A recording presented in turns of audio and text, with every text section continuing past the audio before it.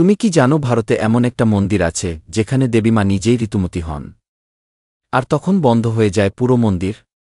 শুনলে অবাক হবে, কিন্তু এটা কেবল একটা কাহিনী নয়, এক সত্য রহস্য। হ্যাঁ, আমি সেই রহস্যময় মন্দিরের কথা বলছি, মা কামাক্ষার কথা। আমি সাবঠেবি, আর আজ আমি তোমাদের নিয়ে চলেছি এক অলৌকিক ভ্রমণে মা কামাক্ষার মন্দিরের গভীর রহস্যের ভিতরে। আজ আমরা জানব ভারতের এক রহস্যময় এবং অলৌকিক মন্দির, মা কামাক্ষা মন্দিরের ইতিহাস। এই মন্দির শুধু ভক্তির জায়গা নয়, বরং এটি তন্ত্রসাধনার এক গোপন কেন্দ্র। মা কামাক্ষা মন্দির অবস্থিত আসাম রাজ্যের গুয়াহাটিতে নীলাচল পাহাড়ের উপরে। এই মন্দিরকে হিন্দু ধর্মের একটি শক্তিপীঠের অন্যতম পবিত্র স্থান বলা হয়। এই কাহিনীর শুরু মহাদেব শিব ও সতীর গল্প দিয়ে। একদিন সতীর পিতা দক্ষ এক যজ্ঞ করেন, কিন্তু শিবকে আমন্ত্রণ জানানো হয়নি। এই অপমান সহ্য করতে না পেরে সতী যজ্ঞের আগুনে আত্মাহুতি দেন। শিব সতীর দেহ কাঁধে করে তাণ্ডব শুরু করেন। তখন বিষ্ণু সুদর্শন চক্র দিয়ে সতীর দেহ ৫১ ভাগে ভাগ করেন। যে জায়গায় সতীর অঙ্গ পড়ে সেগুলোই শক্তিপীঠ নামে পরিচিত। কামাক্ষা মন্দিরে সতীর যোনি বা গোপন অঙ্গ পতিত হয়েছিল।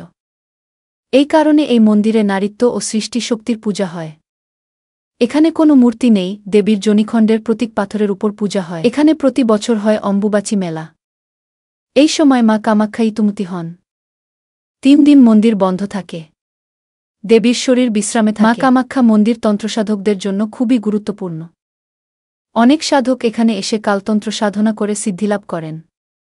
এটি একটি গোপন এবং অলৌকিক শক্তির কেন্দ্র বলে মানা হয়। মা কামাক্ষা শুধু একজন দেবী নন, তিনি নারীত্বের শক্তি ও সৃষ্টির প্রতীক।